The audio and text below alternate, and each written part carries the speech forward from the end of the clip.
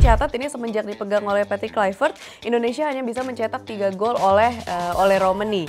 Apakah kita harus kembali menaturalisasi pemain-pemain untuk lini serang? 3 gol itu cuma datang dari Ole ya. Ya memang ini yang kita cari-cari memang si pencetak gol itu gitu. Cuman kalau dia ditahan, yang terjadi ketika lawan Jepang, second line-nya sama sekali nggak bisa kontribut apa-apa gitu. Apakah lawan tim yang kelasnya jauh di atas Indonesia merupakan titik lemah dari Kluivert? Kita ini lolos round 4 atas kontribusi dari Sintayong dan Patrick Kluivert. Terima kasih STI sudah membangun. Mari dukung Patrick Kluivert. That's it.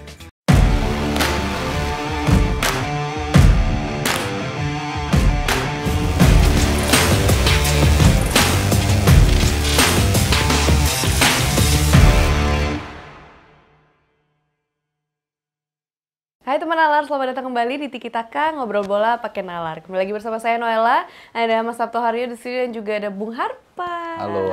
Om Bob. Bob Marley. Bob Marley. Om Bob. Oke, di episode hari ini kita mau membahas bagaimana kita mau mengevaluasi Patrick Kluivert. Bukan saya mengevaluasi, tapi rekan-rekan saya tentunya. Bukan saya juga sih kayaknya. Belum. Siapa dong? Siapa dong? Kalau bukan saya juga. Waduh, buang body dua-duanya nih. Iya. Harpa aja. Bung Harpa aja. Kita jorokin Harpa. Gak apa-apa, saya terjun sendiri aja. Kita mengevaluasi Patrick Kluivert karena ini sudah ada 4 pertandingan yang dipimpin di bawah kepelatihan Coach Patrick Kluivert bagi timnas Indonesia. Dari 4 pertandingan tersebut ada 2 kemenangan saat melawan Bahrain dan China dan 2 kali kalah saat menghadapi Jepang dan juga Australia. Dan di 2 kemenangan Indonesia di bawah kepelatihan Kluivert yaitu saat menang melawan China dan Bahrain, ini hasil yang tidak didapatkan ketika timnas Indonesia dipegang oleh Coach STY. Apa yang membedakan Indonesia di 2 laga tersebut? Apakah memang Indonesia yang kini punya Ole Romani karena memang dia mencetak gol kan ya? Atau dalam strategi juga berbeda dengan Coach Sintayong sebelumnya? Ini apa ya? Isu yang kayaknya lagi rame juga ya. Iya. Kan langsung komparasi itu hadir, disuarakan dengan 4 kali main, 2 kali menang gitu. Iya. Sementara STY 4 kali main nggak pernah menang ya. 4 kali menang awal. Ya. Lawan Arabnya kan nggak dihitung, Lawan Arabnya nggak karena kan Patrick Kluivert nggak dapat lawan Arab. Iya. Komparasi yang ya in a way statistiknya benar gitu, cuman kayaknya nggak bisa dijadiin patokan gitu kan. Kan kalau kita bicara STY kan saya selalu bilang ya, 5 pertandingan awal itu adalah landasan untuk menapak ke 5 pertandingan berikutnya. Iya. Apa yang dilalui di awal itu adalah hal-hal yang dipelajari, dievaluasi, dan akan memetik hasilnya di 5 pertandingan berikutnya. Itu kan kita selalu berbicara seperti itu ya. Dari nalar awal, saya selalu bilang itu. Kita jadi bisa imbang lawan Arab Saudi, lalu imbang lawan Australia, imbang lawan Bahrain di sana, kalah lawan China di sana, kalah lagi lawan Jepang di Jakarta. Itu kan saya bilang, dari situ STY itu melihat apa saja yang menjadi kelemahan, apa saja yang menjadi kekuatan utama, dan mulai mencoba disempurnakan di 5 pertandingan kesananya. Mulai itu pertandingan pertama dari rentetan 5 pertandingan, setelah itu harusnya kan Arab Saudi. Went very well, kalau menurut saya seperti itu ya pertandingannya. Apa yang sudah dipelajari akhirnya diterapkan ketika lawan Arab Saudi. Kita bisa memetik hasil yang sangat positif. Kita bisa menang dengan skor 2-0.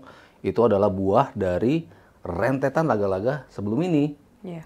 Kita harus mengakui ketika kalah lawan China, apa yang menjadi kesalahan kita.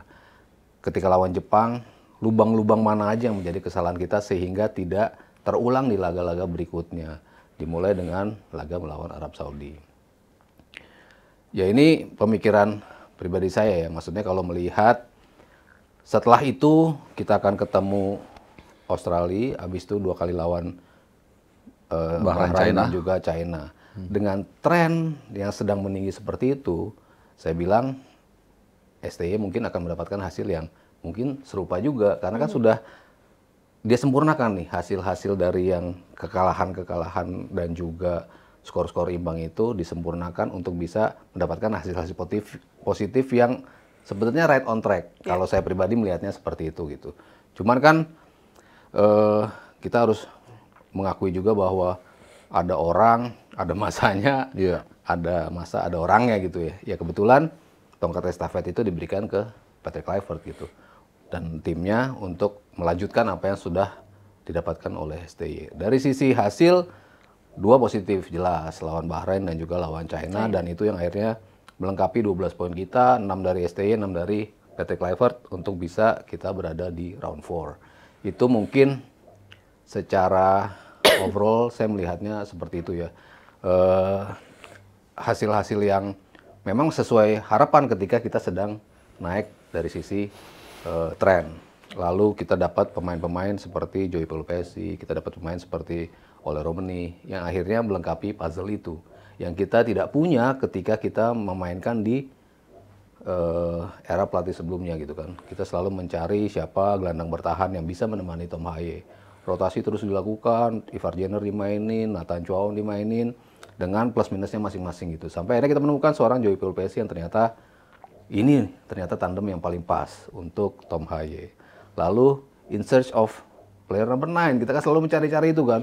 Siapapun di rotate, Ragnar dicobain ke tengah, Rafael Strijk dimainin di situ, Malik Rizaldi dicoba, segala macam dicoba untuk bisa mendapatkan striker yang tajam gitu. Tapi kita meng-create chance, tapi kita tidak mendapatkan gol-gol itu gitu. Akhirnya Ole Romani datang dan akhirnya bisa menjawab keinginan kita untuk bisa mendapatkan gol itu. 3 gol, 3 pertandingan. Akhirnya itu yang ditunjukkan oleh Romani. Jadi kalau bicara komparasi, ya kayaknya sulit lah. Masing-masing sudah memberikan pencapaiannya masing-masing lah ya. STY di 6 pertandingan dia bisa mendapatkan 6 poin. Patrick Kluivert 4 pertandingan bisa mendapatkan 6 poin. Masing-masing saling bergantung. Kalau cuma ada 6 poin dari sini kan kita nggak dapat 6 poin duluan nggak akan lolos juga. 6 poin di sini kita nggak dapat 6 poin dari Patrick Kluivert ya kita nggak akan lolos juga gitu. Jadi sama-sama dua pelatih ini memberikan kontribusinya gitu dengan cara yang berbeda pastinya. Tadi kalau Noe bilang ada Ole Romani, ya iya ini menjadi salah satu yang paling pas untuk menunjukkan kekurangan kita selama ini gitu. Tapi kalau kita mau bedah-bedah lagi dari sisi permainan, ya sangat berbeda. Defensive wise, di era STY jauh lebih rigid sisi pertahanannya. Dia tahu gimana untuk nge-defense, harus extra effort bagi lawan untuk bisa mencetak gol ke gawang kita pada saat itu gitu. Ada kombinasi antara kesalahan individu, gol kedua lawan Bahrain, 2 gol lawan China, itu kan beberapa kesalahan individu dari pemain kita. Lalu ada lubang-lubang yang terekspos yang bisa dimanfaatkan oleh Jepang ketika tampil di Jakarta, itu juga memperlihatkan defense kita yang kita udah mencoba untuk tampil defensif, tapi Jepang dengan segala upaya akhirnya bisa mengcrack lini pertahanan kita gitu. Jadi kalau kita ngelihat compare, ada perbedaan walaupun sama-sama memberikan 6 poin dari masing-masing periode yang dimiliki. Bung Harpa, melihatnya gimana? Pertama, yang mesti kita sadari dulu yang paling basic adalah kita ini lolos round 4 atas kontribusi dari Sintayong dan Patrick Kluivert. Yes. Kombinasi. Tadi Mas Aryo sudah memaparkan secara numerik 9 poin ya? 6 poin 6 poin di era 9 di STY ya? 6 poin. 6 poin. Gol. 9 gol. 6 poin di STY, 6 poin di Patrick Kluivert. Itu adalah fakta yang tidak bisa terbantahkan. Betul masing-masing memberikan kontribusinya ada.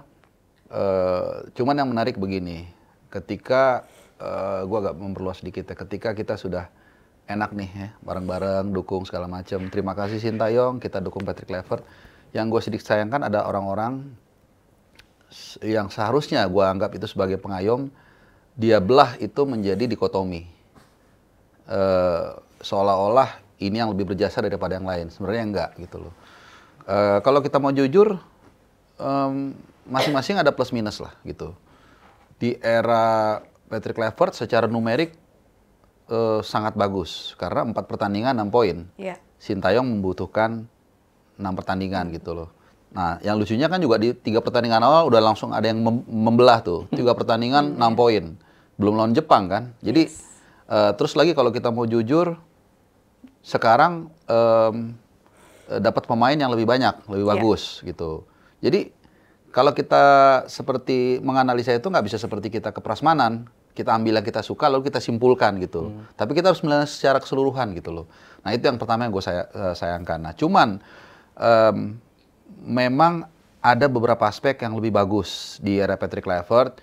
Secara komunikasi agak sedikit lebih baik lah, karena memang lebih cepat. Karena bahasa itu kan itu satu hal, walaupun itu tidak ujuk-ujuk. Tapi di sisi lain juga gue lihat ada perbedaan seperti stamina. Ini sudah dilihat banyak orang, ada penurunan yang cukup signifikan. Kalau dulu kita ngerasain lah pemain kita itu bisa bermain 90 menit cukup konsisten gitu loh. Sekarang ada penurunan. Oke. Kemudian tadi secara defensif juga sudah dipaparkan, ini juga menjadi satu warning tersendiri. Nah, apa kaitannya soal stamina tadi? Karena nanti kita mau lawan 4 lawan negara-negara Timur Tengah. Iya. Di Timur Tengah. Suhunya itu sekitar kalau malam itu masih 30 kecil. Which is lebih panas dari Jakarta lah gitu. Walaupun tidak sepanas bulan September waktu gua kemarin ke Jeddah di pertandingan pertama kita lawan Arab, itu lebih panas lagi. Jadi ini menjadi tantangan tersendiri. Ya belum lagi ada secara individu misalnya seperti Tom Haye nggak bisa main konsisten selama 90 menit. Jadi lebih ke situ gua ngelihatnya gitu loh. Ada kekurangan ya kita nggak usah takut mengakui, oh ini berarti seolah-olah pro A, pro B, enggak. Kita ada masalah soal stamina dan itu kita bisa lihat, nanti tantangannya nanti paling penting di situ gitu. Ini yang mesti dibenahi. Jadi kalau kita lihat ya era STY dia membangun dasar-dasar sepak bola, berapa kali gua ngeliat latihan bagaimana dia meminta para pemain satu sama lain unitnya lebih dekat, dan ini diteruskan juga sebenarnya oleh era Patrick Kluivert. Berkali-kali gue sempat cerita bagaimana lawan Australia itu Vandenberg kebetulan dekat media tribun dia teriak-teriak tuh, Nathan terlalu jauh sama Tom Haye, Nathan terlalu jauh sama Tom Haye gitu. Jadi sebenarnya ini transaksi biasa aja gitu loh, yang seharusnya diperbaiki oleh pelatih yang sekarang Patrick Kluivert gitu loh. Nah kemudian itu dia, kita tergantung nih mau ngebelahnya dari mana. Kalau kita ngebedahnya dari pergantian pelatih ini harusnya lebih bagus, sebenarnya nggak juga. Dulu waktu STY berhenti bulan November itu peringkat 3. Oke. Sekarang peringkat 4 gitu loh. Tapi dari numerik 4 pertandingan, Patrick lebih bagus 6 poin gitu loh. Jadi iya, dan juga harus dipahami 6 poin itu kan STY ngegolin berapa, kebobolan berapa. Iya. Cara bermainnya. Iya, era Patrick Kluivert ngebobolin berapa, kebobolan berapa. Iya. Itu kan juga harus jadi pertimbangan. Iya, jadi banyak nih bulat nih macam-macam gitu. Nah, yang gue sayangin balik lagi. Kalau 6 poinnya betul. Betul. Gitu. Tapi kan 6 poin lu kebobolan 11 gol. Iya. Sementara 6 pertandingan STY kebobolan 4 Jepang, 2 Bahrain, 2 Cina, 1 harus 9. 6 pertandingan 9 gol. Ini 4 pertandingan kebobolan 11 gol. Jadi komparasinya itu macam-macam. Tergantung kita lihat dari segi mana gitu. Contoh sekali lagi, kalau kita mau lihat Jepang sama Jepang nih 2, itu, oh ini 6 gol tapi mainnya away gitu. Iya, tapi kan Jepang udah nggak kompetitif. Waktu di GBK mereka masih kompetitif, masih ada Ueda, masih ada Mitoma dan lain-lain. Iya, tapi kan inti kecuali Kubo. Iya. Di Jepang, jadi yang gue sayangkan hanya kenapa sih ada yang membelah ini gitu loh. Ini lebih enggak sama-sama memberikan terima kasih STY sudah membangun. Mari dukung Patrick Kluivert, that's it. Gitu sebenarnya. Dan bahkan kita nanti buat bulan November pun, bulan Oktober pun kita support lagi gitu loh dengan segala perbedaannya. Nah, masyarakat udah kompak nih. Udah guyup. Kita lihat kan? Tapi ya itulah. Nah, kalau mau bicara fair kan gitu ya. Iya. Maksudnya lo tadi semuanya harus dihitung lah, kebobolan berapa, lo masukin golnya berapa. Misalnya di era STY misalnya di 4 pertandingan berikut kayaknya nggak mungkin menang nih. Ya, hanya Patrick Kluivert yang bisa menangin.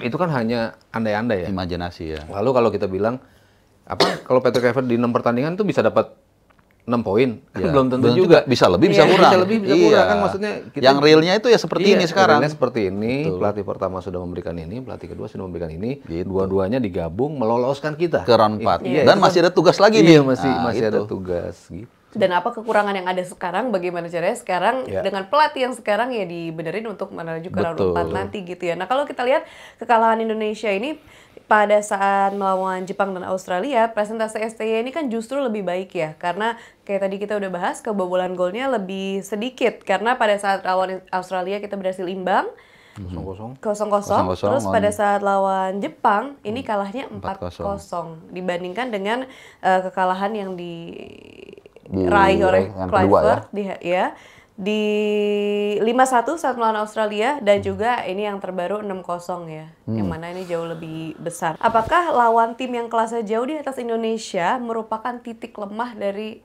Kluivert? Ya sebenarnya sih kalau kita jujur ya lawan Jepang itu memang ya bahasanya calculated loss lah gitu. Walaupun kita kalau ditanya prediksi kan selalu nggak mungkin kita bilang kita pasti kalah kan. Paling bagus tuh mudah-mudahan curi 1 poin gitu. Itu kan ya sebagai ungkapan semangat dan optimisme. Walaupun dalam hati kita tahu itu susah lah gitu. Nah again kalau kita lihat misalnya lagi Jepang di pertemuan pertama dan pertemuan kedua. Ya terlepas dari soal bukan pelatih atau apalah gitu. Banyak orang yang nggak ngeh. Pertemuan pertama kita di GBK lawan Jepang itu kita punya 5-6 create chances loh. Gue masih ingat beberapa diantaranya. Dari kanan Kevin Dix, dia crossing. Dari kiri Rafael Strik atau Ragnar, dia crossing. Tapi nggak ada yang tap in. Kemudian one on one-nya Ragnar. Kemudian babak, kalau nggak salah Marcelino juga ada tinggal shooting dari luar kotak penalti melayang ke atas. Ada 4 atau bahkan 5, bahkan 6 create chances dengan endurance kita yang sangat baik. Kita sampai sepertiga terakhir lah. Iya, kita membuat kiper mereka bekerja lah. Iya, kalau sekarang kan makan seblak ya kan kipernya Jepang kan. Kita dulu tuh ya kan kita nonton sampai semua kita nonton lah ini gue rasa. Ngelewatin garis tengah aja udah happy, bener nggak? Ngelewatin garis tengah, masuk kotak penalti itu kita kayak udah happy banget, apalagi masuk. Jadi kalah itu another thing. Gue selalu merefer, mungkin ini sering sekali gue kasih contoh ketika Inggris mengalahkan Honduras 6-1 di Rusia. Ketika 6-0, Honduras cetak 1 gol. Pendukung Honduras di stadion tepuk tangan. Panama ya? Panama. Gue ngetes aja Mas, lu tahu. Bisa gitu guys. Baiklah, ini dia. Berarti dia tahu kan? Itu berarti kan orang juga ngukur diri lah. Gitu. Ketika kita kalah ya udah, bahkan mungkin pun nanti ya kita nggak tahu amit-amit kalau kita nggak lolos Piala Dunia round 4 ini kita gagal. Kalau kita sudah main tampil all out, udah semangat deh. Nggak usah bagus aja deh, semangat, udah kita lari-lari, udahlah. Ya udah ya, that's it, kemampuan kita memang sampai di situ gitu. Tapi menurut gue lawan Jepang kita kalah dalam segala hal, bukan hanya soal faktor teknis, tapi juga menurut gue soal semangat yang gue lihat kurang. Kenapa kurang? Karena gue punya alasan. 2 tim ini bertemu dalam 2 kutub yang berbeda. 2 hari berturut-turut, ya sorry itu saya pemain kita jalan-jalan, gue ngeliat sendiri di Rottenbury. Tapi gue mikir awalnya gini, oh mungkin ini udah joy match. Dan itu gue tanyakan langsung ke Patrick Kluivert di konferensi pers. Do you think they consider this as joy match? Gitu. Of course dia jawab serius kan. Tapi gue ngeliat mereka pemainnya jalan-jalan. Gitu, bukan gue salahin gitu loh. Nah, di satu sisi gue nggak sengaja ngelihat Jepang latihan, lewat 15 menit nih, gue nggak sengaja. Mereka latihan serius banget. Luar biasa serius. Gue rekam tapi nggak boleh gue sebar. Dan mereka berkali-kali 20 menit latihan bola atas. Itu sebenarnya nggak boleh gue lihat, tapi gue nggak boleh ngasih tahu gitu loh. Itu nggak boleh sebenarnya, gue nggak sengaja. Serius banget. Kenapa? Jepang itu dalam tekanan Hajime, karena dia habis kalah dari Australia 1-0. Kemudian di Piala Asia flashback yang tahun lalu kan dia kalah juga kan, nggak perform lah gitu. Jadi publik itu kayak, lu jangan main-main lu gitu. Dan Hajime di konferensi pers sebelum latihan yang itu yang gue lihat, udah wanti-wanti. Saya akan berikan yang terbaik lawan Indonesia. Dan Jepang kalau udah ngomong udah nggak main-main. Dan dia tunjukkan dengan penampilan pemain lapis 2 yang luar biasa. Kenapa? Karena mereka juga pengen dipilih kan untuk dibawa ke Piala Dunia. That's why 1-0, 2-0, 3-0, 4-0, 5-0, 6-0 dihajar terus. Gitu. Jadi situasi yang 2 kutub berbeda. Mereka serius. Kita ya nggak terlalu maksimal lah menurut gue ya. Dia kemampuannya nomor 1 di Asia, kita nomor 123 atau 117 saat itu. Jadi nggak heran hasilnya seperti itu. Sekali lagi kalau kalah atau menang itu soal kedua, ketiga, keempat. Tapi the way they play, the way they prepare. Kemudian juga menurut gua juga sedikit gue tambahkan, ketika ada yang nggak jalan sama sekali di babak yang pertama, menurut gua agak terlalu lama dilakukan pergantian. Sehingga akhirnya kalau pesawat itu udah stall. Udah nggak ada daya angkatnya lagi secara mental dan permainan. Dan akhirnya ya udah tinggal nunggu gol-gol aja gitu. Iya, pendekatan defensif. Bahkan kita lihat beberapa media luar mengomentari permainan kita gitu ya. Ada yang podcast tetangga lah, ada yang podcast Malaysia nih maksudnya. Malaysia ada, Thailand ada, Jepang sendiri ada. Dan mereka mengakui bahwa ketika di Jakarta plus yang Piala Asia ya, kita kalah di grup 3-1. terakhir ya, kita kalah di fase grup pertandingan terakhir. Itu nunjukin defense kita dan kesulitan tersendiri yang dihadapi Jepang untuk mengcrack pertahanan kita. Karena how we defend lawan Jepang, kalau lu main zonal marking, Kelar lu. selesai. Selesai. Karena mereka akan dengan mudah mencabik-cabik pertahanan kita Iya, gitu. setuju. Sementara pendekatan man to man marking lebih masuk akal, walaupun memang secara teknis mereka lebih bagus gitu. Tapi kalau kita meladeni mereka dengan fisik yang lebih oke ya, maksudnya kita berani meladeni mereka secara fisik, kita uber kemana mereka berlari, ya dulu istilahnya ke kamar mandi pun diikutin ya, modelan begitulah. Itu kan akan membuat mereka tidak nyaman dalam memainkan bola. Lalu pressing dari Jepang itu sendiri, ketika kita di press, kita kayak bingung sama sekali untuk bisa melakukan bola. Hal yang sebetulnya selama ini kita bisa keluar dengan begitu mudah. Ditekan tim manapun lah ya, ditekan Australia, ditekan Jepang juga, kita masih bisa ngeluarin bola dan sampai ke sepertiga terakhir mereka. Kemarin tuh nggak bisa. Dan bahkan sempat diterupas ke Olehnya juga gagal untuk menghold bola berkali-kali ya. Karena Jepang tahu begitu kita bisa melakukan sequence yang cukup banyak, nah ini bisa jadi comebacknya Indonesia untuk bisa back to the game. Sementara satu bola dipegang sama Beckham, dar disikat. Dar disikat bukan berarti kasar, bukan berarti ini cuman gimana caranya ini bola nggak berlanjut ke pemain kedua, nggak berlanjut ke pemain ketiga. Itu betul-betul dipraktekin sepanjang 90 menit oleh Jepang ketika ada counter attack yang coba kita lakukan. Mungkin pendekatannya sama-sama defense to counter gitu, tapi gimana eksekusi di lapangannya kan berbeda sekali gitu. Bahkan satu moment of the game yang gue agak sedikit miris banget gitu ngeliatnya, ketika Emil Odero udah dapet bola, mau ngelanjutin bola, ditarik sama Jay.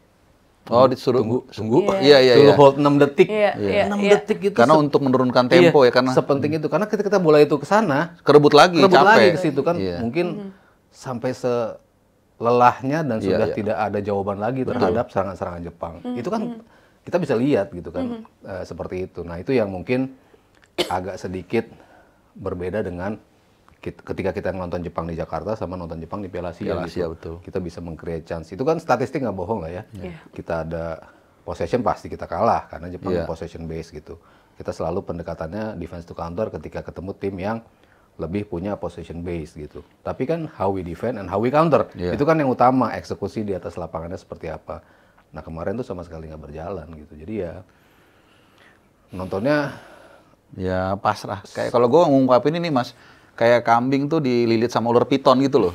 Nggak dikasih napas sama sekali loh sampai akhir. Dan ini bukan dalam konteks apa-apa ya. Dalam konteks arti untuk melihat nanti Oktober nih. Jadi bukan untuk kita mau nggak suka atau nggak suka, nggak. Ini buat timnas. Karena satu lagi gue lupa, selain udara itu, nanti jadwal kita kalau ini bener ya, itu kan mainnya kan 8 sampai 14. Itu gue dengar itu kita dapetnya antara 1 sama 2, mainnya tuh 2 sama 3. Jadi jaraknya 5 3 hari. 11, 14. Nah, kalau nggak salah 8 sama 11 atau 11 sama 14. Tuan rumah dapetnya yang 8 sama 14. Artinya udah cuaca panas, jeda jaraknya juga lebih pendek. Ya kita ngertilah AFC seperti apa. Nah, itu maksudnya ke situ nanti larinya. Jadi jangan kita berdebat bagusan si A, si B, enggak. Ini ada yang kekurangan nih. Nggak usah alergi. Nah, dan apa yang works ketika ketemu Bahrain dan China? Teruskan. Iya, belum tentu, maksud gue belum tentu works ketika lawan yang lebih seperti paham, Jepang. Lebih paham cara gimana kan kita works nih, bola dilempar jauh ditahan sama Ole, nggak ada pressing yang dilakukan terhadap oleh China, oleh Bahrain.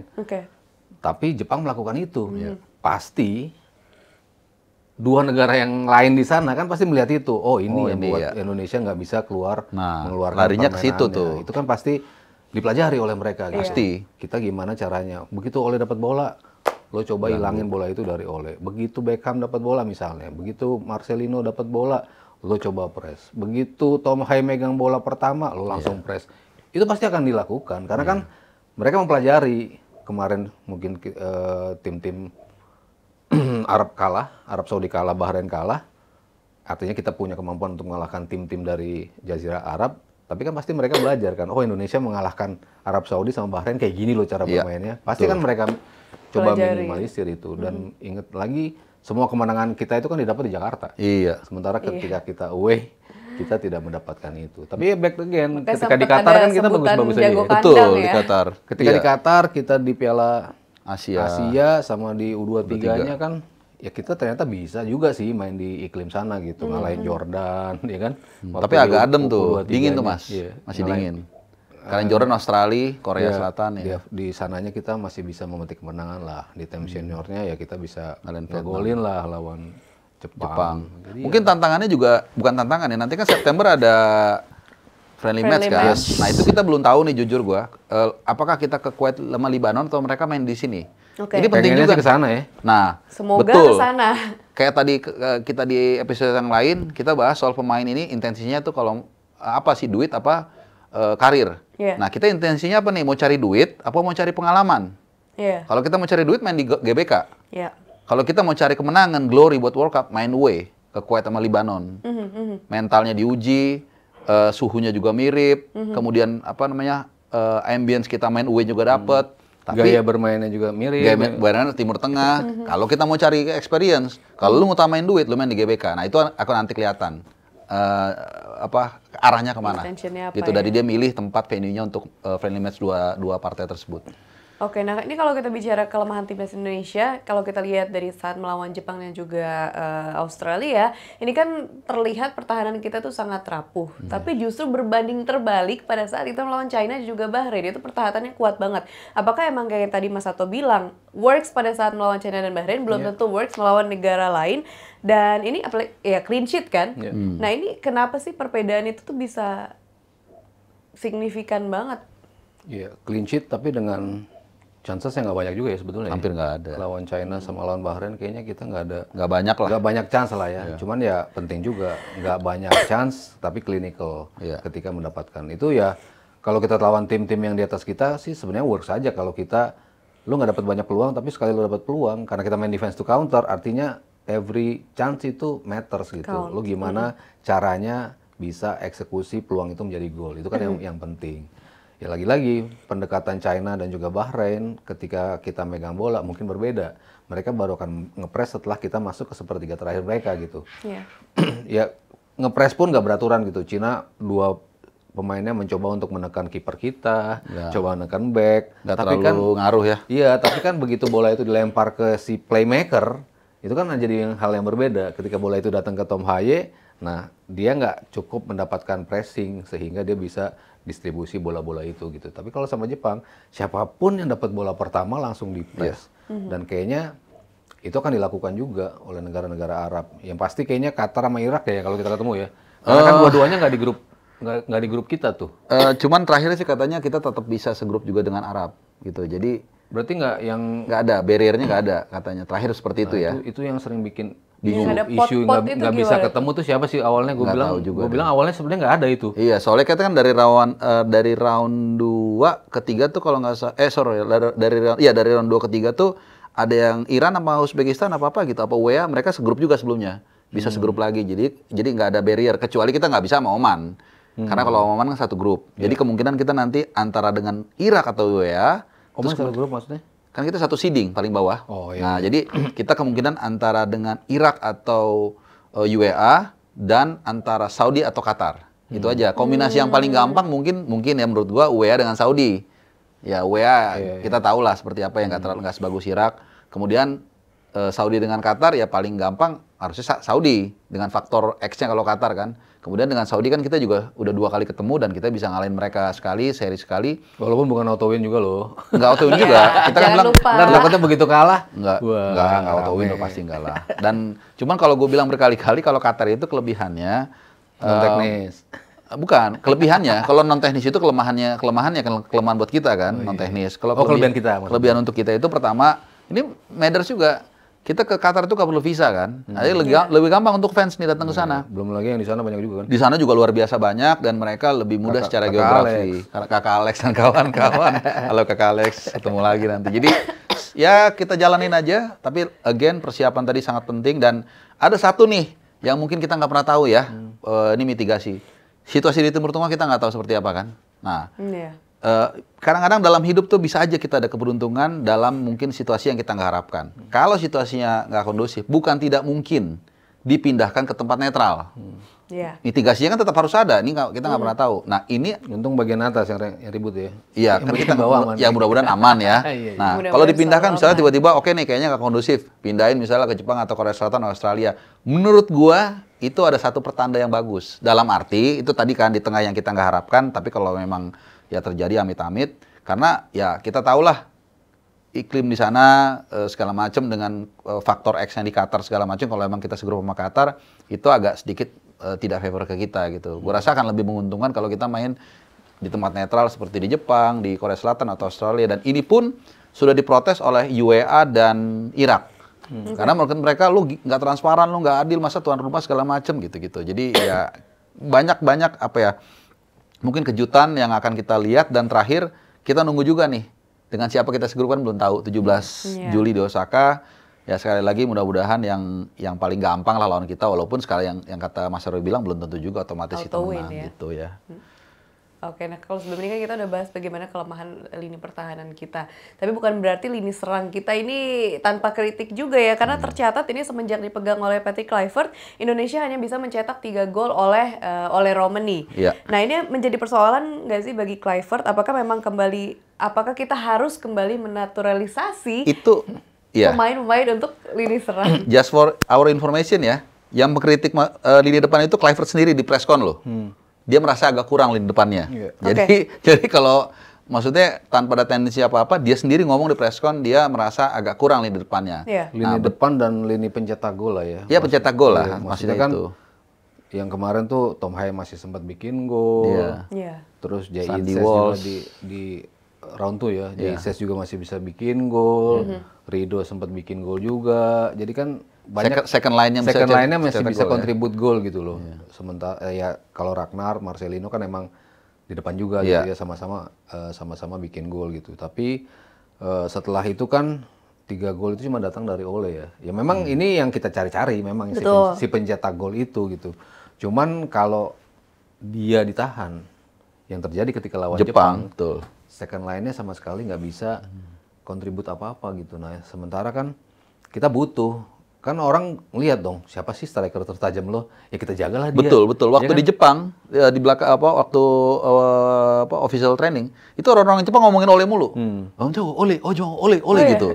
Iya, serius. Artinya kan tadi masuk akal yang Mas Aryo bilang, pasti dia cari, kita dengar, oh sini kayak kita lah ngomongin Kubo kan. Nah, dia ngomongin Ole betul. Enggak, kayaknya gitu deh. Kalau kalah nanti Hajime diganti sama Ole. Gitu kali. Waduh. Kalau kita kalah pelatih kita Ole kali gitu kali. Bisa jadi. Gua nggak ngerti soal bahasa Jepang, bisa juga. Mas Aryo kayak jago bahasa Jepang nih. Tapi benar dia ngomong Ole, oh diincar dia, dijagain gitu. Dan benar di marking habis-habisan Iya, kan. iya. Itu ya PR untuk bisa gimana caranya second line itu berkontribusi juga atas gol. Second line bisa dari ya gelandang, bisa jadi supporting wings, bisa jadi saat bola mati dimanfaatkan oleh pemain-pemain kita yang punya tandukan yang bagus gitu. Ya pastinya Jaya lah. Jaya ada di situ, Rizky Ridho ada di situ. Bisa ke Hubner, bisa Hilher, siapapun yang bermain punya kemampuan heading yang bagus, ya itu harus bisa mulai kita cari juga solusinya untuk bisa mencetak gol lewat set piece. Set piece itu gol Australia set piece semua loh. Banyak kan set piece Iya, ketika lawan kita kan. 2 gol dari tandukan, 1 dari penalti. Ya itu bola-bola set. Satu yang tendangan juga. Tendangan dari set piece juga ya? Iya, dari set piece terus ditendang. Itu kan juga menandakan gimana defense setup kita yang belum rapi. Itu juga harus pokoknya semua rekaman video tuh harus ditonton. Nih, lingkerin nih kesalahan-kesalahan lo di kemarin, positioning lo di sini. Harusnya di mana. Tim pelatih pasti lebih jago lah ya. Kita kayaknya mau ngajarin mereka gitu. Tapi ya itu yang kita tonton di lapangan gitu kan. Ini lubang-lubangnya kok kelihatan banget ya. Menganga sekali gitu lubang-lubang untuk bisa terekspos gitu. Kalau lo tahu Jepang punya kiriman bola yang bagus, bukan berarti lo harus jaga sampai bola itu datang. Jangan sampai bola itu terbang dulu. Nah itu kan biasanya begitu kan. Dari wings itu lo harus memastikan bola itu tidak tercross. Daripada lo menjaga bola itu rebutan cross di depan kotak penalti. Itu bisa jadi sebuah scrimmage, bisa jadi pemain second line lawan yang ambil bola itu. Seperti yang terjadi pada gol pertama Jepang. Itu kan hal-hal yang harus kita betul-betul master ketika kita masuk ke round phone tadi gitu. Gimana caranya jangan sampai crossing kereta masuk loh.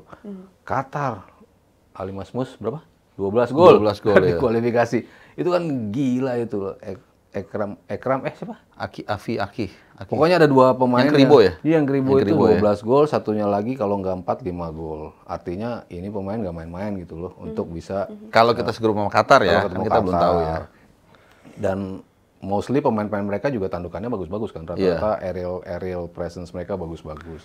Ya itulah harus kita kuasain dari sisi offense ketika kita memanfaatkan bola-bola mati atau set piece, dan dari juga negatif set piece gitu. Ketika lawan yang mendapatkan corner atau free kick, positioning kita harus seperti apa, man to man-nya gimana, zonal markingnya cukup berapa orang saja yang menjaga, orang yang di bawah mistar siapa yang harus menjaga, itu ya harus udah siap dieksekusi ketika kita masuk ke round 4. Dan ini kan sejak didatangkan menjadi pelatih timnas Indonesia, Patrick Kluivert tentunya harus melanjutkan apa yang dirasa udah baik dari kepelatihan STY dan memperbaiki apa yang dirasa harus diperbaiki gitu ya. Nah pertanyaannya Mas Sabto dan Bung Harpa, dari 4 pertandingan yang telah dijalani oleh Kluivert, hal baik apa yang tetap dilanjutkan oleh Kluivert dan apa yang kurang dari kepemimpinan STY yang sudah diperbaiki oleh Kluivert? Kalau dari smooth-nya permainan, terutama dalam sisi positif ya, menyerangnya itu mungkin lebih kelihatan enak ditonton pas 2 pertandingan lawan Bahrain dan juga China. Itu kelihatan kita mainin bolanya enak lah. Banyak yang mencuat dari sisi individual. Joey Pelupesi salah satunya, Ricky Kambuaya muncul juga di laga seperti itu, Beckham Putra muncul juga di laga seperti itu. Itu kan nunjukin chance yang bisa kita create ketika pemain-pemain ini melakukan sisi ofensif gitu. Itu jelas lebih indah untuk ditonton ya di era Patrick Kluivert ini di 2 pertandingan itu. Kalau dari sisi defense ya masih banyak yang harus dibenahi gitu kan. Tadi saya bilang mau main zonal, mau main man to man. Mungkin itu yang paling mendasar lah ya, zonal dan man to man. Zonalnya aja juga harus seperti apa, man to man-nya harus seperti apa. Itu yang lebih rapih di 6 pertandingan pertama, harus kita akuin lebih rapi dari sisi defense. Bola-bola crossing lawan tuh bisa kita buang kok kalau positioning kita tepat di kotak penaltinya seperti apa. Itu kan yang penting nanti kalau kita bertemu dengan tim-tim dari Arab sana yang punya bola-bola mati yang bagus juga. Jadi ya yang diteruskan banyak kanal-kanal yang bisa dimanfaatkan untuk menyerang. Tidak stuck hanya dari Verdong, tidak stuck hanya dari Kevin Dix misalnya gitu, tapi dua-dua bisa beroperasi dengan baik. Kanal tengah juga mau operan dari Tom Hayeke, mau true pass dari Joey misalnya, mau tusukan dari nanti siapa yang akan turun ke bawah, entah Ricky Kambuaya, entah Marcelino yang tampil di situ, ya harus bisa dipertahankan gaya bermain seperti itu gitu. Tapi semuanya pasti bermula dari defense ya. Defense yang rapi, supaya kita bisa eksekusi ke step berikut, nyerangnya seperti apa gitu. Kalau defense-nya belum dibenahi, ya susah juga gitu. Kita mikirin nyerang, tapi defense kita ketika ke counter kita kebobolan. Kayaknya itu yang lebih utama dulu sih. Iya, dan itu gue rasa di era, kalau di era ST itu defense ya, itu menjadi titik berat dia. Dengan so far menurut gue yang trio JJR ini yang cukup paling padu ya menurut gue. Meskipun nggak tertutup kemungkinan juga, misalnya nanti pas lawan Kuwait dan Libanon, dia mungkin bisa mencoba untuk memakai 4 back. Untuk mengakomodir Hilgers yang biasa main 4 back. Ya duet dengan Jai. Ini kan kita nggak tahu. Manfaatin itu semaksimal mungkin. Dan kemudian di kiri juga Verdong dan Kevin Dix di kanan kan di Nijmegen dan di Copenhagen biasa main 4 back juga. Kita nggak pernah tahu. Kenapa gunanya? Untuk satu, memaksimalkan kemampuan Hilgers yang memang secara individu bagus. Dan kedua, untuk memberikan opsi kepada lawan nggak bisa baca gitu. Karena trio JJR ini kan orang udah tahu lah gaya mainnya seperti apa itu yang pertama. Kemudian soal stamina ini kita udah bahas agak berbeda. Nah satu yang gue lihat bagus di era Patrick Kluivert adalah bagaimana dia memompa kemampuan individu dan memanfaatkan itu dengan baik. Misalnya Joe Pelupesi kita lihat dengan cerdik Patrick Kluivert memainkan dia di partai menghadapi Bahrain dan China. Terutama Bahrain itu penampilan terbaik dia menurut gue dan pastinya Ole. Oke, Ole mungkin secara kemampuan dia memang bagus, tapi bagaimana Patrick Kluivert memberikan kepercayaan kepada dia sebagai target man dengan supply 2 apa istilahnya tuyul-tuyul itu kan, si Marcelino sama Ragnar atau Marcelo dengan Egy, ini kan menjadi dua kemenangan menghadapi Bahrain dan China. Jadi itu yang gue bilang, sekali lagi kombinasi ini sama-sama memberikan yang terbaik dari masa ST dan juga Patrick Kluivert. Tinggal nanti ya mungkin ya lebih dimaksimalkan lagi lawan tim Timur Tengah yang kita tahu ya seperti itulah. Nah, banyak jatuh-jatuhnya segala macam. Jadi mentalitas ini juga penting nih gitu untuk tidak terpancing. Karena kalau kita berkaca dari round 3 dari mulai lawan Saudi seterusnya, kita agak lumayan bisa malah jadi antagonisnya, dalam arti kita yang membuat lawan emosi. Gitu kan, selama ini kan kita selalu seperti itu kan. Lawan Vietnam tuh paling sering tuh. Park Hang-seo sebelum pertandingan bikin statement di konferensi pers dan dia tahu itu akan teramplifikasi, akan digaungkan oleh akun-akun bola Indonesia, dibaca pemain, kemudian dia emosi, kartu merah, mereka menang. Nah, ini sekarang sebaliknya kita sudah bisa lebih menahan emosi dan kalau bisa membuat lawan emosi. Memanfaatkan satu lagi clinical yang di era Patrick Kluivert menurut gue cukup bagus. Ya, Ricky Kambuaya, ya kita mesti jujur juga, itu kena memang, kakinya kena, tapi dia mengambil keuntungan dari situ. It's okay juga, nggak masalah. Yang penting nggak diving. Nah, itu kan juga satu kelebihan. Ya kata Mas Aryo tadi bilang, dalam pertarungan yang ketat, yang counter defense, kalau ada satu peluang kita manfaatin, win is still win gitu, nggak masalah. Jadi ini yang beberapa hal yang mungkin gua rasa bisa dimaksimalkan saat kita nanti menghadapi, nggak tahu lah siapa, pokoknya 5 tim dari Timur Tengah itu nanti di 8 sampai 14 Oktober gitu. Ya, tentu kita berharap dalam waktu, mumpung masih ada beberapa bulan nih ya menuju Hampir 4 September bulan buat friendly match, nanti Oktober bisa memperbaiki apa yang harus diperbaiki juga dan bisa semakin siap lagi lah ya menghadapi negara-negara di Timur Tengah nanti. Iya, sepakat sih sama yang dibilang sama Harpa. Kan kita ngobrol sama Best kan juga sama ya. Coba dengan 4-3-3 misalnya. Kan saya juga selalu bilang kan, at some points di era Kluivert, entah itu nanti akan balik lagi, saya melihat itu potensi itu ada, termasuk dengan potensi bermain dengan 4-3-3. Yakin nih bagus balik nih. Ya, bisa jadi, maksudnya kan dia kan siapa tahu ya. Pemain masih muda banget nih. Iya. Maksudnya future-nya masih panjang dan kaki kiri lagi ya. Iya, dan at some points gue rasa dia akan balik ke timnas. Mudah-mudahan. Di era Kluivert ini ya bisa dibilang ya seperti itu gitu kan. 4-3-3 yang tadinya orang pikir akan langsung dipraktekkan, tapi kan mepet juga kan. Kemarin kan udah terbiasa dengan seperti itu. Tapi kan jarak ke September, nanti pertandingannya Oktober, itu memberikan waktu untuk bisa ada perubahan yang mungkin lawan jadi, wah Indonesia mainnya beda lagi nih, kan bisa seperti itu. Jadi bisa ada poin plus juga ketika kita mencoba bermain dengan sistem yang mungkin pemain-pemainnya akan lebih aman, lebih nyaman nih. Seperti yang tadi yang Harpa bilang, si Hilger sama si Jay kan biasa main dengan komposisi back four gitu. Jadi ya banyak opsi yang harusnya bisa dicoba ya untuk bisa semakin mematangkan kita di Oktober nanti. Mari kita kejutkan negara-negara di Timur Tengah. Kejutannya gitu. Kaget beneran itu mah. Kaget. Baik, terima kasih Mas Sabto dan Bu Harpa. Sama-sama. Mungkin tambahan satu lagi deh, boleh nggak ya? Boleh, Pak. Mendengarkan dua sisi yang berbeda itu harus dengan kepala dingin gitu ya. Kepala dingin dan hati yang adem. Iya, kan kayak wah ini compare-nya balik lagi nih ke pelatih. Enggak lah. Maksudnya kan kita selalu kasih masukan yang seperti apa, kita compare.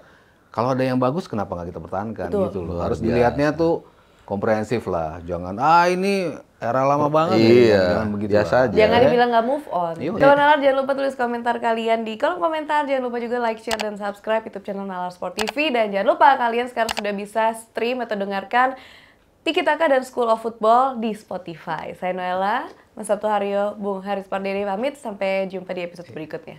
Bye.